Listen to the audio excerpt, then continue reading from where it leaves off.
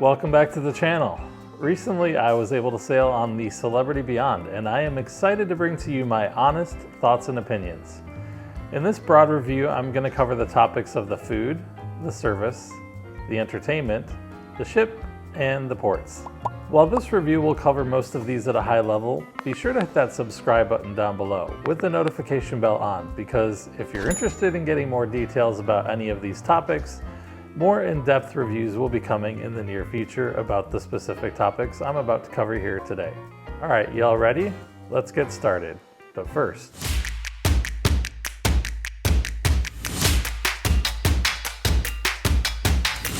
perfect. Now that's out of the way. First up, the food. The food on the Beyond is overall quite good. Was it great? No. I think my main issue with the food overall was the consistency of it, especially when it comes to the main dining rooms. On the Beyond, there are 4 main dining rooms spread across 2 decks in the aft of the ship. Each dining room has its unique theme and specialty items. The specialty items remain the same every day in each of the dining rooms, so there's plenty of opportunity to try all 4. In addition, you do have the ability to order any of the menu items from any of the dining rooms in any of the dining rooms. So, if you want the carrot cake for dessert from Cosmopolitan and you're dining in Tuscan, you can certainly make that request. So when I say the food is inconsistent, I'm referring to a couple of different items that I often had daily. The breadsticks in all of the main dining rooms were crunchy one day and soft or stale the next. The escargot, which if you've seen my channel, you know is my favorite, had plenty of garlic one day and was basically bland the next. But like I said, the food overall is very good. Out of everything I ate, there was only one item that was just simply not good. And one of my favorite soups on Celebrity is the cream of mushroom soup. And unfortunately, I think someone accidentally dropped a container of black pepper in this soup when it was cooking because it basically tasted like cream of black pepper. Other than that, the rest of the food was really good. One of my favorite dishes that I tried for the first time in, I want to say Cosmopolitan, was the cauliflower flan. It was so unique and refreshing. Tiny pieces of apple, spicy pieces of shrimp, smooth cauliflower puree, and little bits of bacon. It all just went really, really well together. Some of the other delicious items that I had in the dining rooms was the prime rib, the oxtail, steak Diane, short ribs, and much, much more. I dined in the Ocean View Cafe most days for lunch, and I really liked the food in the Ocean View Cafe. The variety was really good, as well as the quality and taste of basically everything that I had. I often skip breakfast though, just because I was usually still full from the night before. But I will say that the breakfast options are really good and the bacon was often crunchy, just how I like it. If there was one negative for breakfast though in the Ocean View Cafe, it would be that they pre-poached the eggs for the Eggs Benedict, so often they weren't warm. And also it was kind of hard for the chef to find one in the bunch that wasn't overcooked. So with that being the only negative, that's pretty good. I will say though that the Ocean View Cafe does seem slightly smaller than the Ascents Ocean View Cafe, although I'm not really sure if it actually is or if it's just my perception. Oddly enough, one of my favorite food items in the Ocean View Cafe was the steamed vegetables. They were always perfectly cooked and also seasoned really well. I could eat just a plate of those alone and be happy. So I tried for the first time for lunch Le Grand Bistro, and this was a $30 cover charge, and basically you could order whatever you wanted from the menu. Each day there is a special of the day which is listed on the menu, so you can plan around that should you choose. I had the mussels to start, which were really good, really tasty, however a bit on the small side, but like I said, had really good flavor. I tried the crepe, which wasn't my favorite, and I do really like crepes. However, it seemed to have too much of a cheese filling just for my taste. So next I tried the frisee salad, which was really good. It was perfectly dressed with a honey mustard vinaigrette, and the lardon was a nice flavor to pair with the bitter lettuce, along with some crunchy croutons for some added texture. I tried the special of the day, which was the chicken, and it was just, well, okay. Nothing really special. The chicken wasn't as tender as I would have liked. It was basically a forgettable dish. The profiteroles, which were for dessert, were great. They usually come with 3, but I was so full, so I asked for a smaller portion, and they gave me 2. They were fresh, airy, and light with a cold cream filling and chocolate sauce on top. I did choose to try one other specialty dining option, which was Eden.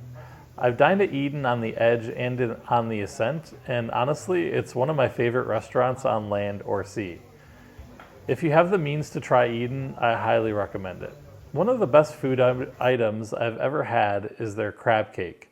I'm not even a huge fan of crab cakes, but their crab cake is just insanely good. It's basically just pure lump crab meat with a wonderful sauce and crunchy breadcrumb topping. It just had such good flavor and texture, and I love the little bits of peppers and onions that they put on the side. It makes for a really perfect bite. And I also tried the shrimp appetizer, which unfortunately was good, but not great. I felt that the shrimp were perfectly cooked, but were overpowered by the accompanying sauce. I had the grouper as one of the main entrees, which was excellent. It was perfectly cooked, along with the crunchiness of the snow peas. It just worked really well together. In addition, I had the short rib Wellington and beef fillet, which was so good. So good. Perfectly cooked, tender, and really, really flavorful. I just love all the food in Eden. It's just so good. So overall, there are a lot of food options, and most of it really, really good. Plenty of choices all throughout the ship to meet all of your culinary needs, both complimentary and optional upcharges. So that's going to do it for the food portion. All right, moving on to the service. Celebrity is known for their amazing service. When you step on a celebrity ship, you're made to not only feel like, well, a celebrity, but also family, and the Beyond was no different. Everyone I encountered was so friendly and for the most part, very helpful. The check-in process was so smooth and fast. It took less than 5 minutes once entering the terminal to sitting down and waiting to board. Boarding began at about 10:45 and I was on board by 10:55. With that said, was the service amazing? Well, unfortunately no, and here's why. So while everyone was friendly, it was oftentimes very slow to be waited on. For example, every time I was in the Ocean View Cafe for lunch or breakfast, not once did anybody ever ask if they could get me a drink. I often had to go to the bar and, well, get it myself, which is not a big deal, but again, we're talking about service. At times while having a coffee at El Bacchio, it would take 10 or more minutes for someone to come and ask if I'd like anything. It's sort of surprising because if you know El Bacchio, it's a pretty small area. My room steward, although very nice and did an amazing job cleaning my cabin, never formally came to introduce himself and chat with me. It was just a friendly hello in passing, which again is fine. All but one night, the service in the dining rooms was very quick and seamless. The crew are always trying to make sure that your needs and requests are taken care of. I'm not sure what happened this one night, but it took about 20 minutes to get the appetizers, and the table next to me were getting very, very frustrated. And we're about to basically just get up and leave. Their comment that I overheard them say was, "The Beyond is beyond bad." I thought it was sort of funny, although I was not really of the same opinion. Things happen from time to time that we as passengers just might not understand. And while it was slow, I wouldn't go as far as to say it was beyond bad. All right, next up, the entertainment. But before I speak about the entertainment, and you're not going to want to miss this one, did you know that only about 5% of my viewers are actually subscribed, yet come back and watch all my newly released videos? Consider hitting that subscribe button down below with the notification bell on, and that way you'll be kept up to date and notified each and every time I post a new video. It not only helps you to stay informed, but also helps my channel grow. So if you enjoy this content, be sure to hit that like button and share button down below with your friends who might find this information informative or helpful. My opinions are honest and not paid for. I have no sponsors, so no reason for me to give you anything but my honest thoughts and opinions. All right, so just when I thought the entertainment that I saw on the Ascent could not get any better, well, I boarded the Beyond and was blasted away with the equivalent caliber of entertainment on this ship. On the Beyond, there are 3 main production shows in the theater and a show in the club. Each and every show was unique in nature and really, really good in quality, energy, and content. The show Stage Door is a take on all things Broadway and West End. bringing to life many of the musicals you know and love, such as Rent, Hamilton, Dear Evan Hansen, and more. My most memorable moment from this show was when the song Listen from Dreamgirls was sung. This was a solo by a magnificent singer, Jennifer Oakley. Take a listen to this clip.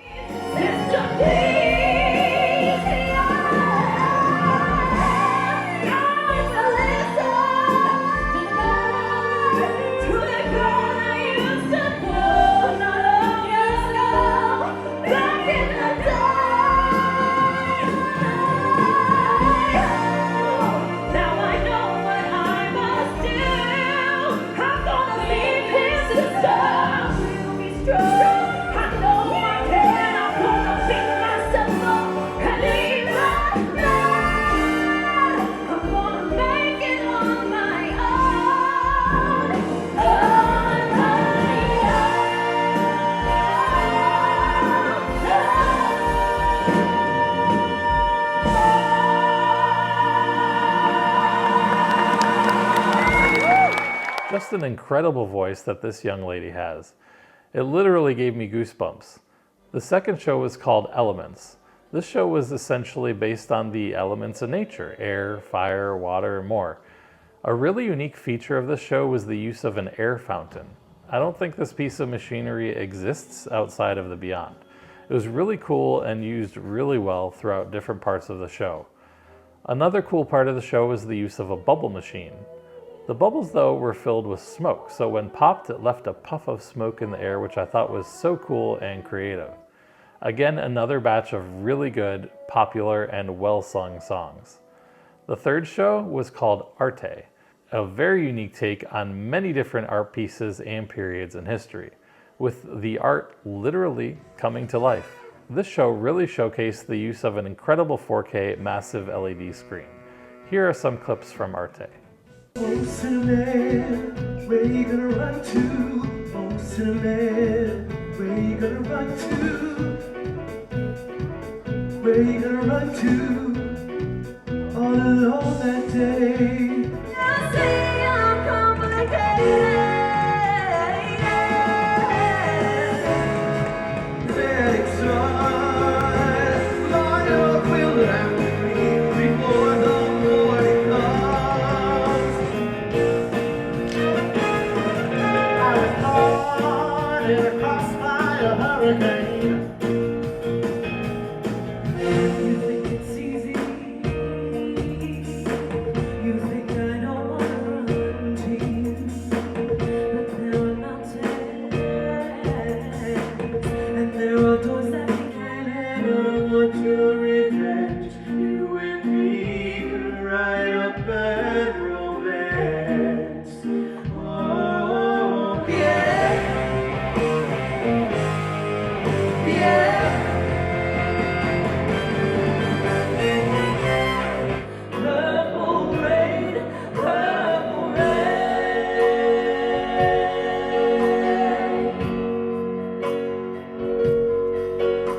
I only wanna see you underneath the purple rain.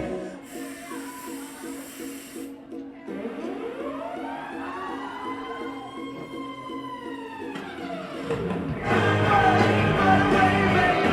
away, baby, I'm gonna get. You better get away, darling, 'cause everything you want to do, you put it on.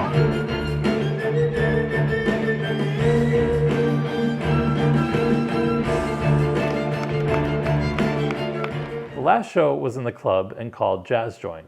This was a take on a early 20th century speakeasy. Very cool costumes, fun music, and dancing. When it comes to the show in the theater though, be sure to get there about 20 minutes or so early to get a decent seat. For the show in the club, it's important to be there when the doors open, about 30 minutes before showtime, as this is a much smaller venue and fills up very quickly with very little good seating to be had. As for the guest entertainment, on this sailing we had comedian Sam Fedeli. While he wasn't knee-slapping funny, he was very funny nonetheless, with a lot of quick-witted jokes and got many audience members involved, even making fun of them. In addition, there was a magnificent and really energetic group called Uptown. Don't miss this show if they are on your ship. You're guaranteed to have a great time dancing and singing to the music of Motown, soul, and much more. Following Uptown was a magician comedian named Vinny Grasso. Definitely a very talented magician. I have no idea how many of his tricks, or illusions I guess you can say, were done. He was very good. The next guest act was Skynote's duo. This group I really didn't care for, to be honest. They're both former cruise entertainers. They got married and wanted to work together, so they left the cruise ship gig and basically created their own act. In my opinion, the whole thing was just basically a bit elementary to me. It wasn't celebrity caliber. The final guest act was singer Will Martin.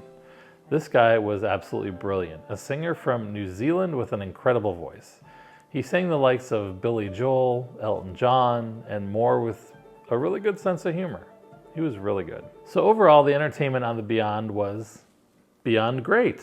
It was sensational. My favorites, though, were probably the production shows that the resident cast performed. As for the ship, well, it's a stunningly beautiful, elegant, and modern ship, as is the rest of the Edge class in the fleet. The Beyond was the first Edge class ship with the new LED screen installed in the theater and plunge pools on the pool deck.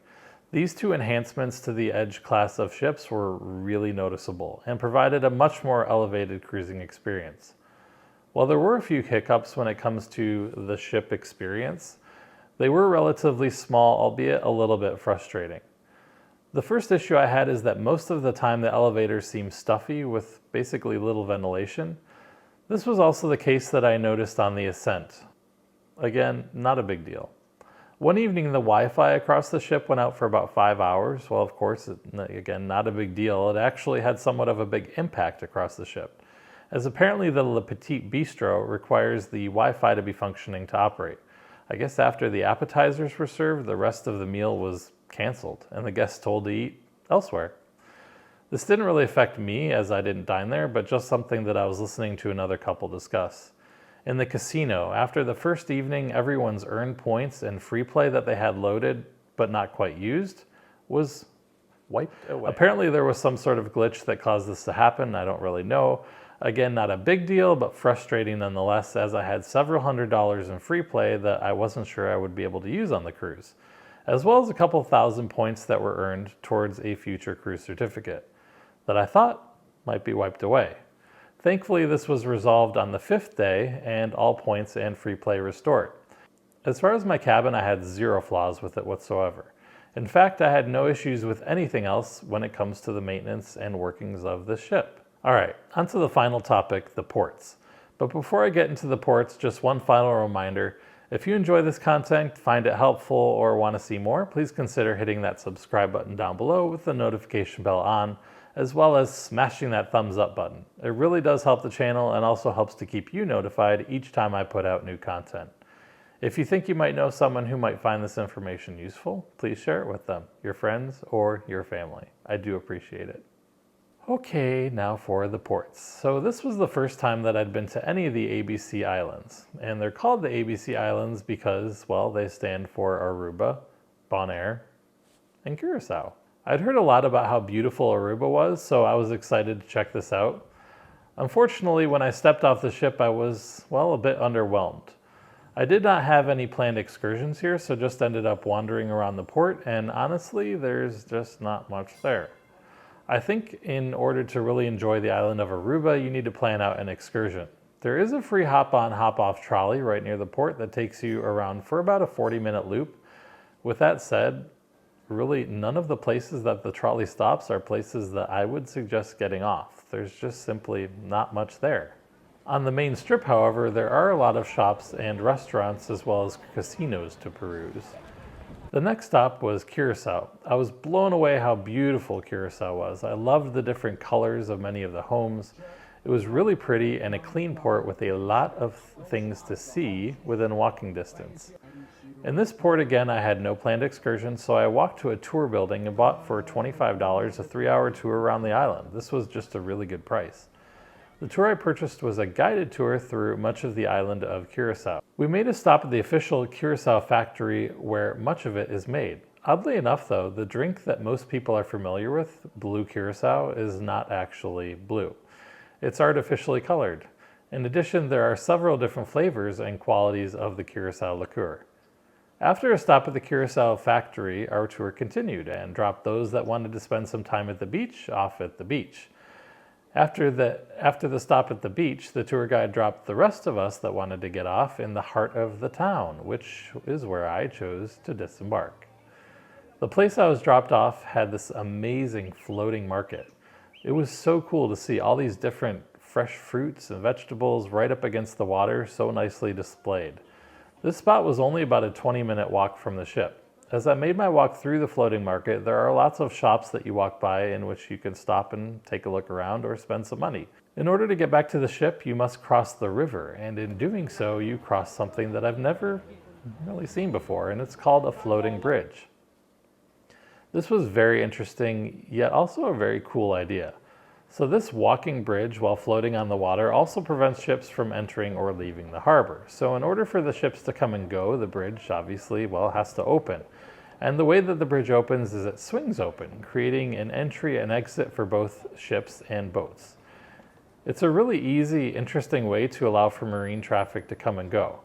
Once crossing the bridge, you enter yet into another nice shopping area that looks more like a fort or a castle. I thought this was pretty cool, and again, a very clean and nice part of the port.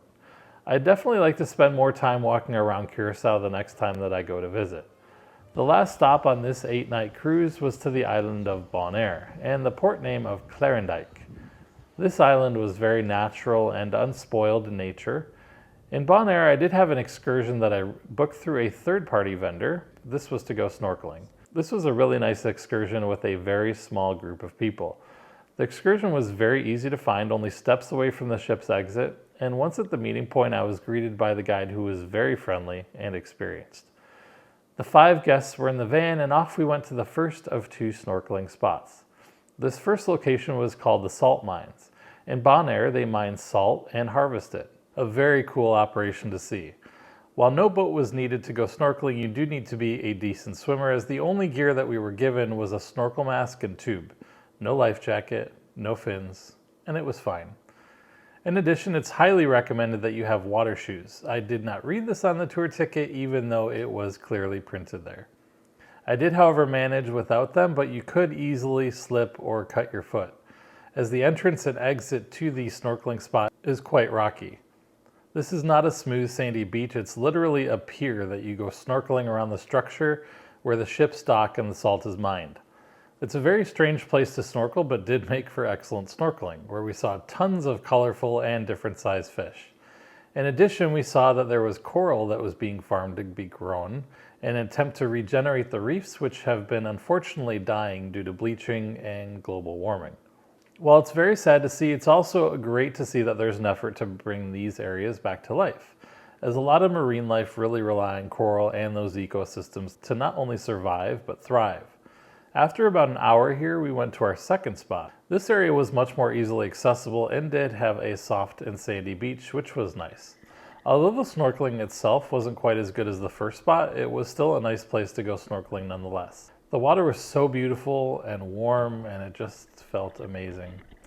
When we were finished snorkeling, we were able to go and grab some unrefined sea salt, which was a pretty cool souvenir. So if you're going snorkeling at the salt mines, be sure to bring a bag with you and take some home. There's no charge, and it's just basically there for the taking. After the snorkeling excursion, I was beat and hungry, so I opted to go back onto the ship. It's a pretty small port with not much there, so when you're in Bonaire, I do suggest that you plan an excursion. I was told that this is the best island for scuba diving and snorkeling of the 3 ABC islands, and I would definitely do it again. This was our last port stop, so the last 2 days were perfect for relaxing and enjoying the ship as we made our way back to Fort Lauderdale. All right, so let me give you a rundown now of my likes and dislikes from this sailing.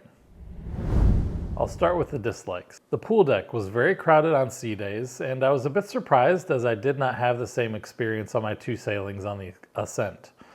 While there were plenty of places to lounge on the upper deck, just being in the pool was quite crowded.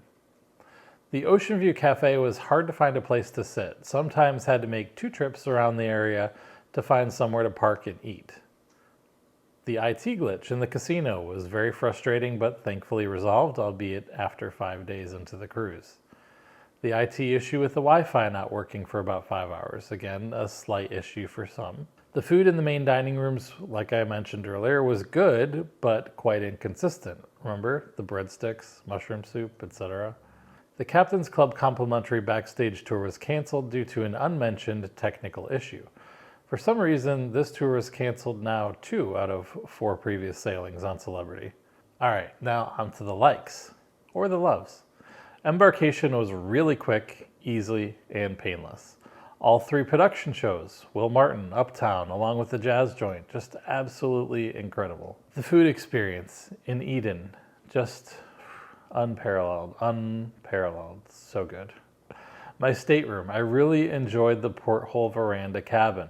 Going to the Caribbean in June is hot. Being able to go outside when I want without my room flooding with hot, humid air, well, it was really nice. Finally, the staff. The staff are just so friendly, accommodating, amazing crew on Celebrity.